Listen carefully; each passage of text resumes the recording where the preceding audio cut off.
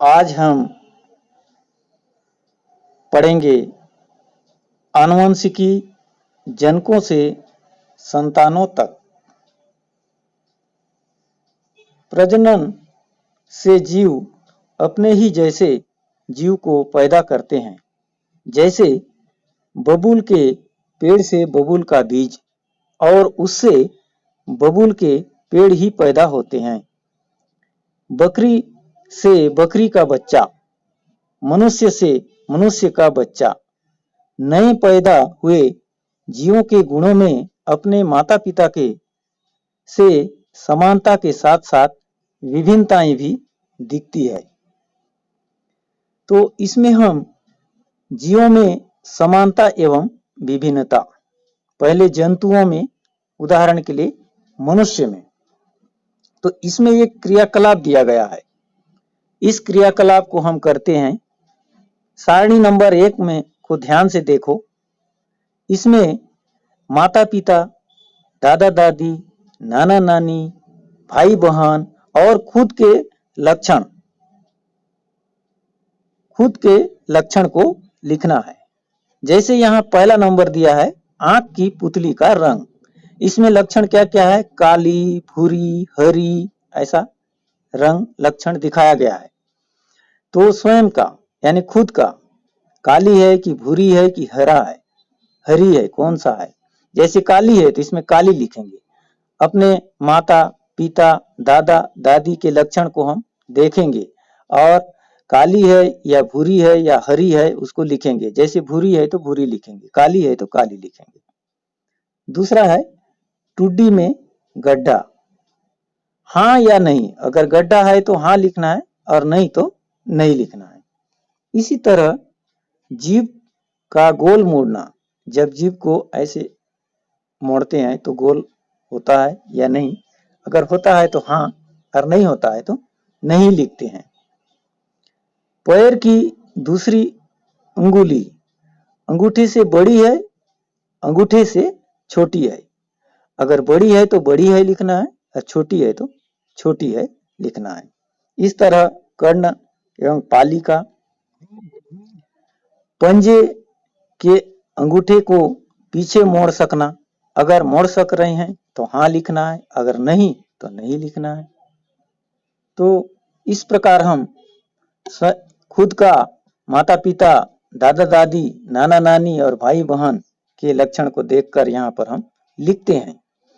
सारणी को देखकर जब हम पूरा लिख लेते हैं तो बताना है कि ऐसे कौन कौन से लक्षण हैं जो आप में हैं और आपके माता पिता दोनों में हैं।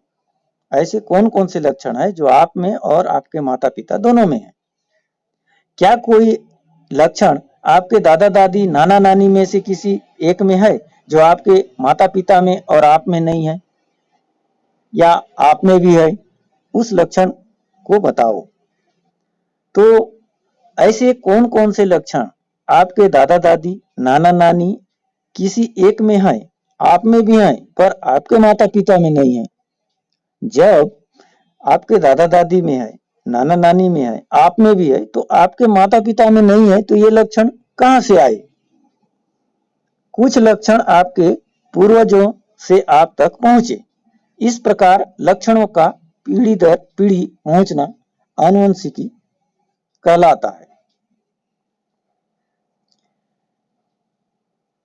एक जाति के जनकों की संतानों में समानताओं के बावजूद जो अंतर पाया जाता है वे विभिन्नताएं कहलाती है। उसी प्रकार पौधों में कई समानताएं एवं विभिन्नताएं होती है। जैसे उसके पत्ती के आकार, फूलों की संरचना, बीज, ये सभी में समानताओं के साथ साथ विभिन्नताएं भी पाई जाती है। आनुवंशिकी और मेंडल का योगदान। गुणों के एक पीढ़ी से अगली पीढ़ी तक पहुंचने की प्रक्रिया को समझने के लिए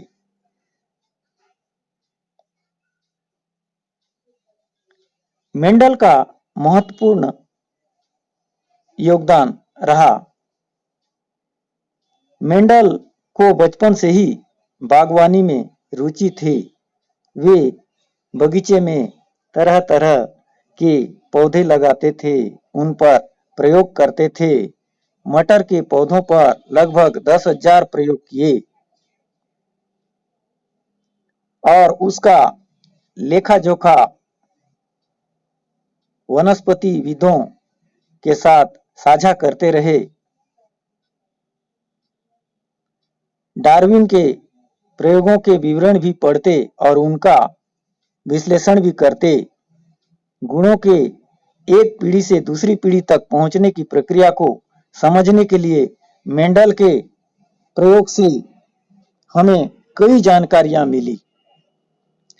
अब मेंडल के प्रयोग और उनका उद्देश्य। मेंडल कोई ऐसा नियम खोजने का प्रयास कर रहे थे जो आनुवंशिकी के लिए लागू हो सके। यह अनुमान लगाया जा सके कि एक पीढ़ी से दूसरी पीढ़ी तक लक्षणों में कितनी विभिन्नताएं होती है। मेंडल ने मटर के ही पौधों का चुनाव क्यों किया? इसका कारण है, पहला, मटर एक वर्षीय पौधा होता है जिससे अनेक पीढ़ियों का अध्ययन सरलता से किया जा सकता है। दूसरा, इनमें पर परागण कराया जा सकता है जिससे संकरण होता है। तीसरा है, मटर में स्वपरागण होता है जिससे लक्षण शुद्ध बने रहते हैं। पीढ़ी दर पीढ़ी लक्षण शुद्ध बने रहते हैं। चौथा, द्विलिंगी होता है। पुमंग को हटा दिया जाए तो एक लिंगी के समान व्यवहार करता है। पांचवा, संकरण से प्राप्त जो संकर पौधे होते हैं वो जनन योग्य होते हैं। छठवां, मटर में काफी स्पष्ट विपरीत लक्षण पाए जाते हैं। तो इन कारणों से मेंडल ने मटर के पौधों को चुना। यहाँ पर दिखाया गया है विपरीत लक्षण, जैसे बीज का आकार है गोल और झुर्रीदार, बीज का रंग पीला रंग और हरा रंग, पुष्प का रंग मटर में बैंगनी रंग का भी होता है, सफेद का भी, और फली का आकार फूली हुई भी और संकीर्णित। फली का आकार हरी भी होती है, पीली भी। पुष्प, मटर का जो पुष्प है कक्षस्थ भी अग्रस्थ भी।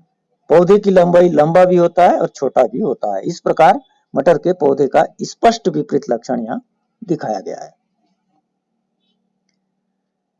मेंडल के प्रयोग के परिणाम।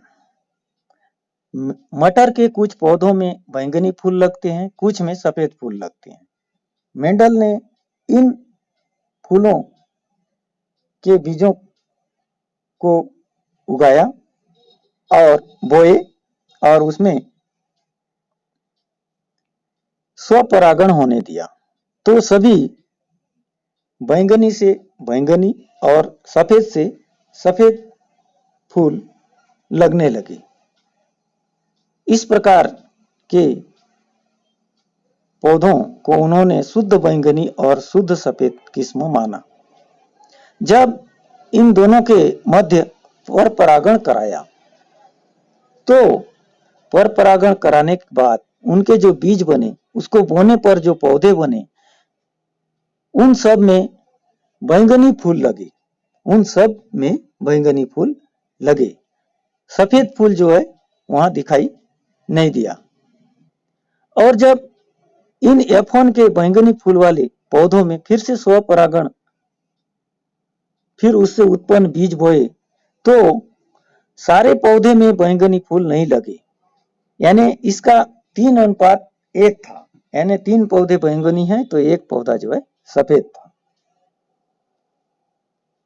तो इस तरह से इन्होंने देखा, जैसे दूसरा लक्षण को भी इन्होंने दोहराया, गोल और झुर्रीदार बीज, पीले और हरे बीज, बैंगनी और सफेद फूल, इन सभी में लगभग 3:1 का अनुपात पाया गया।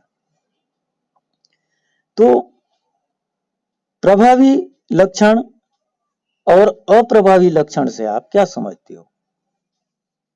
दो विपरीत गुणों में से एक हावी और एक दबू होता है। हावी गुण को प्रभावी गुण और दब्बी गुण को अप्रभावी गुण कहते हैं। प्रभावी और अप्रभावी गुण से आप क्या समझते हैं? दो विपरीत गुणों में से एक हावी और एक दब्बू होता है। हावी गुण को प्रभावी गुण और दब्बू गुण को अप्रभावी गुण कहते हैं। जैसे मटर के पौधों में फूलों का बैंगनी रंग ये प्रभावी होता है और सफेद रंग अप्रभावी होता है। जब दोनों होते हैं तब बैंगनी रंग सफेद को दबा देता है। परिणाम के आधार पर अनुमान। मेंडल ने अनुमान लगाया, पहला, प्रत्येक लक्षण को दर्शाने के लिए दो कारक होते हैं। दूसरा, दो कारकों में से एक कारक संतान को मिलता है। इस प्रकार संतान में कारकों का एक नया जोड़ा बनता है। और तीसरा, ये जो विपरीत गुण के दो जोड़ी कारकों में से एक प्रभावी और दूसरा अप्रभावी रहता है। यहां पर हम संभाविता और अनुमान की जांच करते हैं। इसके लिए पहले एक सिक्का लेते हैं और उसको उछालते हैं। चित और पट आने की संभावना देखते हैं तो हम पाते हैं 50% होता है, यानी आधा संभावना चित का और आधा संभावना पट का होता है।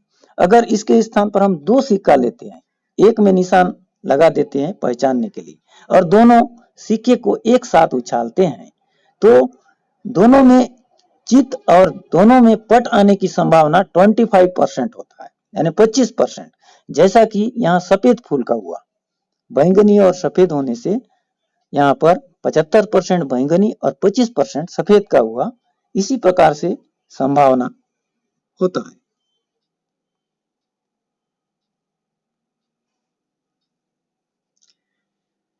फिनोटाइप और जीनोटाइप से आप क्या समझते हो? कारकों के समग्र समूह जिनसे लक्षण प्रदर्शित होते हैं जीनोटाइप कहलाता है। जैसे कैपिटल भी, कैपिटल भी, स्मॉल भी, ये जीनोटाइप है मटर के पुष्प के रंगों के आधार पर। 3 प्रकार के यहाँ जीनोटाइप हुए। अब बाह्य रूप से दिखाई देने वाले लक्षणों को फिनोटाइप कहा जाता है। जैसे बैंगनी रंग का और सफेद रंग का दिखाई देता है, इसको फिनोटाइप कहते हैं। जीनोटाइप और फिनोटाइप। मेंडल का नियम। मेंडल ने 3 नियम दिए। एक प्रभाविता का नियम। प्रभाविता के नियम के अनुसार दो कारक में से एक कारक प्रभावी होता है और दूसरा अप्रभावी होता है। जो प्रभावी कारक है अप्रभावी कारक को दबा देता है। दूसरा नियम है पृथक्करण का नियम। इसके अनुसार युग्मक में कारक एक दूसरे से पृथक होकर पहुंचते हैं। तीसरा नियम है स्वतंत्र अभिवन का नियम। इसके अनुसार स्वतंत्र रूप से लक्षण दूसरी पीढ़ी पर पहुंचते हैं।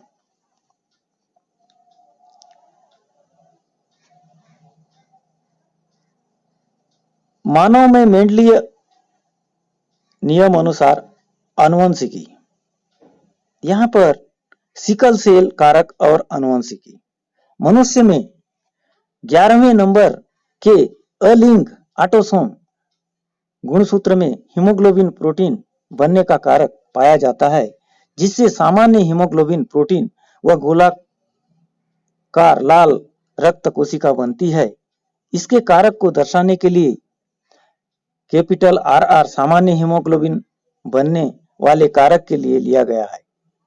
तो यहाँ पर जो सामान्य रक्त कोशिकाएं होती है वो गोलाकार होती है और जो सिकल सेल वाली होती है वो हंसियाकार हो जाती है। हंसियाकार कोशिकाओं में ऑक्सीजन ग्रहण करने की क्षमता बहुत कम होती है। साथ ही एक सामान्य गोल रक्त कोशिका का जीवन काल 100 से लेकर 120 दिन तक होता है, तो हंसियाकार कोशिका का जीवन काल मात्र 15 से 20 दिन तक का होता है। कोशिकाओं में के आकार में बदलाव तथा ऑक्सीजन ग्रहण करने की क्षमता में कमी से रोगी बहुत जल्दी थक जाता है और यह तब घातक होता है जब दोनों स्मॉल आर समरूपी स्मॉल आर होते हैं। इसमें गोल रक्त कोशिकाएं जो बनती है हीमोग्लोबिन की संरचना बदलने वाले कारक जिससे हंसियाकार रक्त कोशिका बनती है पर प्रभावी होते हैं, यानी गोलाकार जो है प्रभावी है और हंसियाकार अप्रभावी है। यहाँ चित्र में दिखाया गया है अप्रभावी वाहक पिता और अप्रभावी वाहक माता दोनों का कैपिटल आर स्मॉल आर। जब दोनों कैपिटल आर का संयोग होगा तो वो सामान्य होता है, 4 में से एक सामान्य है। जब एक कैपिटल आर और एक स्मॉल आर का संयोग होता है तो वो वाहक होगा, यानी उस पर लक्षण दिखाई नहीं देगा, वाहक होगा। और जब दोनों स्मॉल आर होंगे तो स्पष्ट रूप से लक्षण दिखाई देंगे और वो रोगी होगा जो 4 में 1 होगा। तो इस तरह हम देखते हैं कि प्रभावित वाहक पिता और अप्रभावित वाहक पिता और अप्रभावित वाहक माता के संयोग से 4 में से 1 सामान्य होता है, 4 में से 2 वाहक होते हैं जिसके लक्षण दिखाई नहीं देते, सामान्य की तरह रहते हैं, और एक 4 में से 1 जो है वो रोगी होता है जो स्पष्ट रूप से वो सिकल सेल से पीड़ित रहते हैं। यहाँ पर जो सिकल सेल के रोगी होते हैं उनमें मलेरिया के प्रति प्रतिरोधी होते हैं, क्योंकि मलेरिया का जो प्लाज्मोडियम है वो गोलाकार या सामान्य जो कोशिका है हीमोग्लोबिन उसमें उसके लिए अनुकूल परिस्थितियां होती है। हंसियाकार कोशिका में मलेरिया के परजीवी जीवित नहीं रह पाते हैं। मनुष्य में लिंग निर्धारण, मनुष्य में 23 जोड़ी गुणसूत्र पाए जाते हैं, उसमें से 22 जोड़ी गुणसूत्र एक प्रकार का होता है, समान होते हैं, जिसको अलिंगी या ऑटोसोम कहते हैं। एक जोड़ी गुणसूत्र अलग प्रकार का होता है जिसको लिंग गुणसूत्र या सेक्स क्रोमोसोम कहते हैं। मादा में XX और नर में XY से दर्शाते हैं। शुक्राणु और अंडाणुओं में गुणसूत्रों की संख्या आधी होती है, यानी हैप्लॉइड।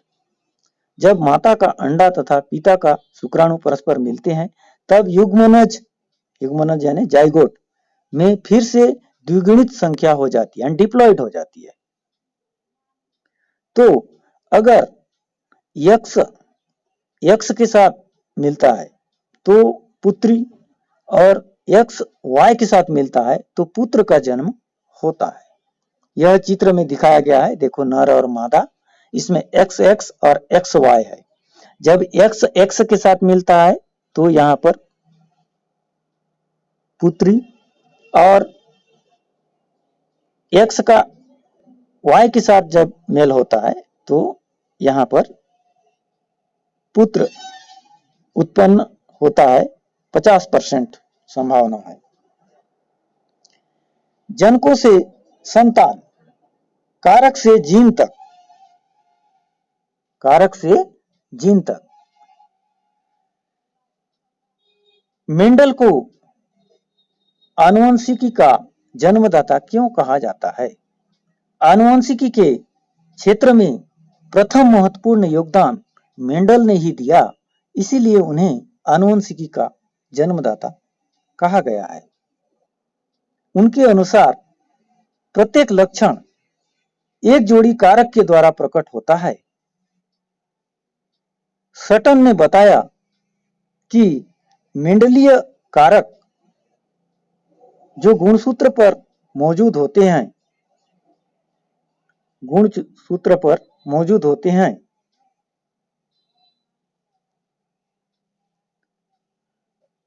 किसी एक जनक के एक जोड़ी गुणसूत्र में से एक गुणसूत्र ही संतान को मिलता है।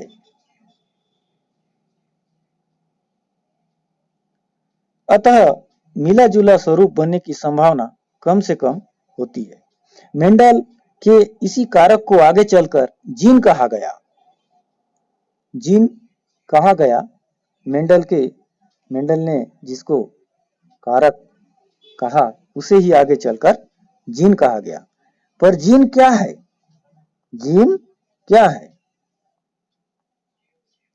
जीन डीएनए के उस हिस्से को कहते हैं जिससे प्रोटीन बनने की सूचना मिलती है।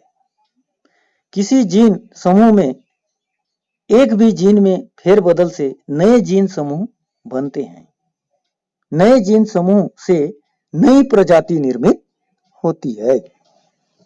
आज इस कालखंड में हमने पढ़ा जनकों से संतान, कारक से जीन तक। अगला कालखंड में हम ऊर्जा स्वरूप एवं कार्य के संबंध में पढ़ेंगे।